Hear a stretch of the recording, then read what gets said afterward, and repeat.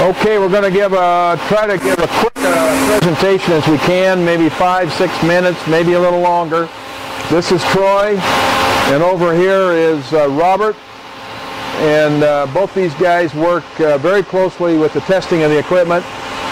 Now, the first thing we want to go over is the 2KC system over here, and the 2KC is the NH3 side. This is a Series 3 system, and we're going to be representing the 2KC3 on this screen right here that's dialed in at 150 pounds of nitrogen, and it's being weighed as a weighmaster with the mass flow system there.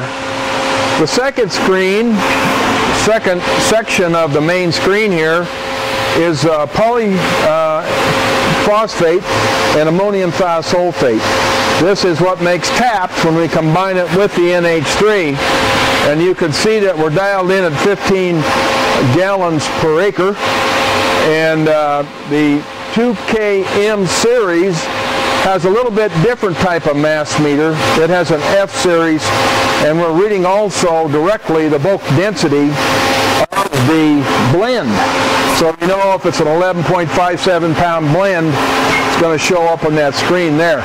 We'll spend more time on that a little later. The third product over here is a 2KR, and you notice the lines are a little jerky, and it's shooting it into the sparging reflow blender here, and so that is this third left corner screen here, and we're injecting a material directly into the flow of the 2KM sparging reflow. And why we call that a sparger is there's a tube that goes through there, and it has portlets that deliver that 2 gallon a minute flow over the full width of that internal filter. So that's called sparging reflow, and that keeps the blends just perfect, and we are able to see it right at the micromotion readout, the bulk density, which as it injects, it'll change the bulk density, so it can actually drop. If we're shooting a material that's a little lighter than polyphosphate thiazole, which is probably about 11.57, if we're shooting like a 10.5 pound material, it'll immediately show up on the mass meter up there as it hits it. So the mass meter is in charge of weighing the material and putting it on with about a 0.003 or 30 pounds and 10,000 pounds applied. Super high accuracy. So the third product is a blender, and it's in charge of being site-specific within the field to give us the exact rate we need, maybe in an eroded area that might need a little more zinc, or a sandy area that might need a little more potassium, such as potassium thiosulfate. So this turns on and off and adjusts by the prescription and injects it into the sparging reflow blender, into the 2KM, checks it on out in a 2-product delivery, even though we're working with 3 products. So there's 2 products being actually injected. The first one is the liquid, and then the ammonia comes along as the second product and gives us the crystallization of the TAPS material. So once again, back to the screen. This is 150 pounds of N as NH3 being injected. This is 15 gallons of ammonium polyphosphate and thiazole. This is 2 gallons of materials such as KTS or ammoniated zinc, or even some exotic materials like ferroline for iron chlorosis. So the net effect is we come over here to the main screen in this far right corner, and we're going to get the actual miles per hour. So we have selected out 6.4 mile per hour, and you notice everything is very stable and moving up and down. And I think we'll change the ground speed a little bit. We'll just kind of illustrate it to you. Whoops, there it went pretty high. Now we'll go back down low. Let's go down to about, startup speeds coming in on the land. And you can see the materials trying to hit target. And there they are, locked in. Very quick in response. And that's a very critical part of the puzzle, is to get that quick response of the NH3 and the polyphosphate for variable rate site specific. And we'll dial in another We'll just bring the ground speed up again. You can watch it go up. 6.4 mile an hour. There you see it coming up. Boom, and she's all locked in. So very unique system, getting the nutrients on super accurately. Now, another illustration here. This gauge panel is indicating the RPMs as well as the pressures of the injection. And so we monitor these pressures along with these tachometer speeds. And there we go.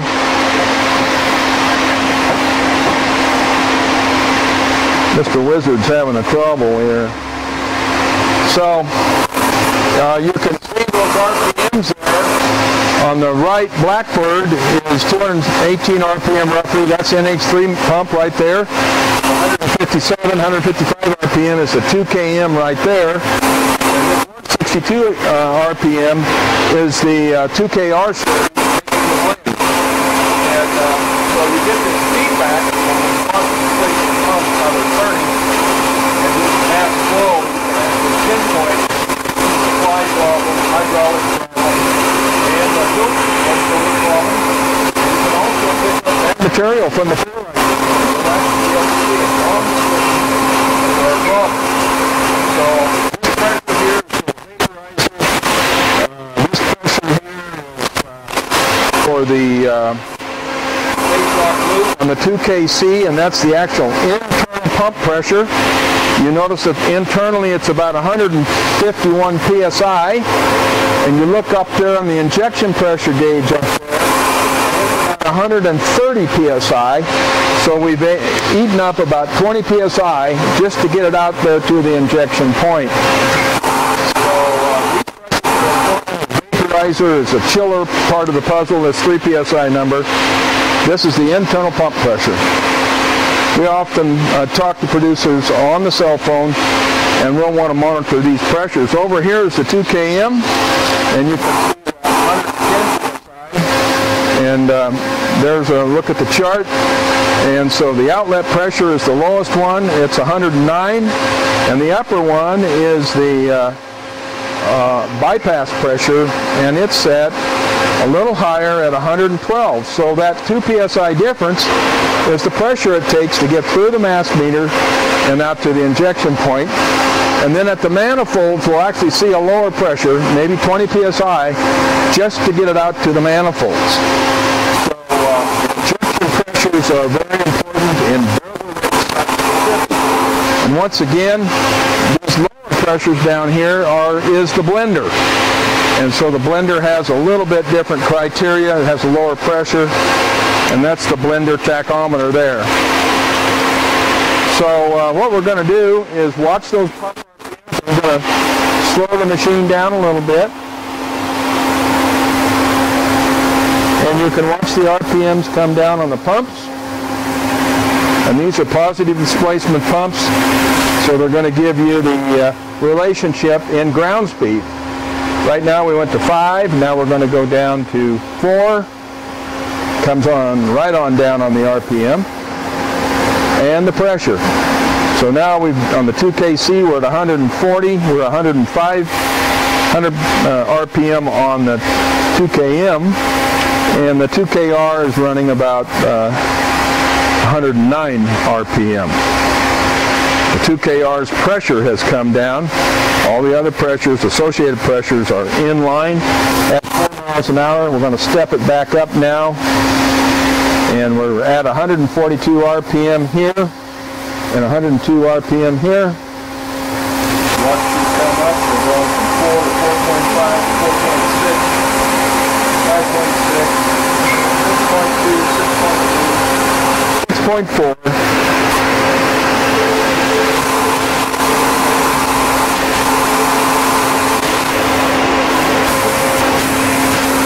Implement switch. Okay, now Troy and I are going to work together on simulating some pressures and flows, and I think what we'd like to show is the phase lock loop. And so right now you'll notice on the 2KC we're at 210 RPM. And we're going to open up or close. Open now. The phase lock loop's open and Troy's going to close it down. And now you'll notice that the RPM does change. Now the pump is not bypassing anything, but really it stayed stable. And so the phase lock is used to regulate the pump rate. And just a little bit of slippage in the pump so the vanes swing out and go to work. So, Troy, where are you at on the phase lock loop? Completely closed right here. Completely closed. Okay, why don't you go to an opening 5 would be a good one.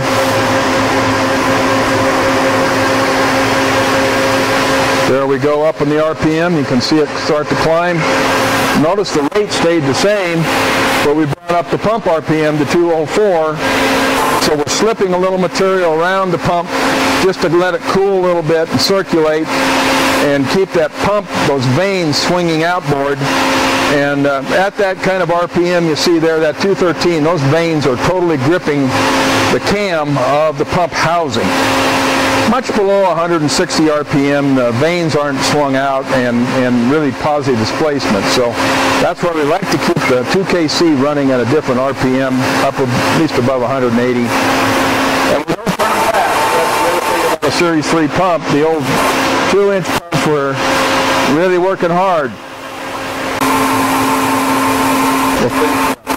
Okay, now let's go look at the 2KR. And Robert, there's a baseline bypass on that 2KR, what we call baseline bypass. And it's this valve right over here, 2km. And if you want to go ahead and close that. Okay, the 2km has been closed. And the RPM's 157 at 15 gallons. So let's go ahead and open it up full open. You can hear it, it responded pretty good. 233 RPM, baseline bypass once again gives us a feathering technique at real low flows on the 2km mass flow system. Okay, close it down again, totally off. There you go. Brought it right down, 143. We're pretty stable here. We're up around 14 gallons, and there it levels out about 207, it looks like. Excuse me, that was NH3 side, 158 on the 2km. So you can understand how that baseline works on the bypass. Okay, the 2KR also has some similar performance criteria. This is the 2KR tachometer. And so let's go ahead and close it down. We'll close down the baseline. And you'll notice the pump RPM's dropping down pretty good. Takes a little longer for this particular system to come into line. And so we're running lower RPMs. Go ahead and open up the baseline again. Full open. And that'll bring the RPMs back up. And back up it comes. The valve setting needs to be set a little more sensitive here. It's a slow running hydraulic flow control valve. And you can jump into the pan, open and close the valve. Well, Troy, this is a good looking system. I mean, it's headed for Agrium, CPS up in Canada, up in Alberta. Sexsmith, Alberta, in fact, and this will go on a 61-foot toolbar. And it looks like a lot of spaghetti. It's a pump. It works just fine. The manifolds aren't installed yet, and we'll get all that information to you. We'll probably go right to the machine and snap a lot of pictures and then do a video shot, explain where everything's at on the track cart, how it all mounted up. So, see you again soon. All right, Alex.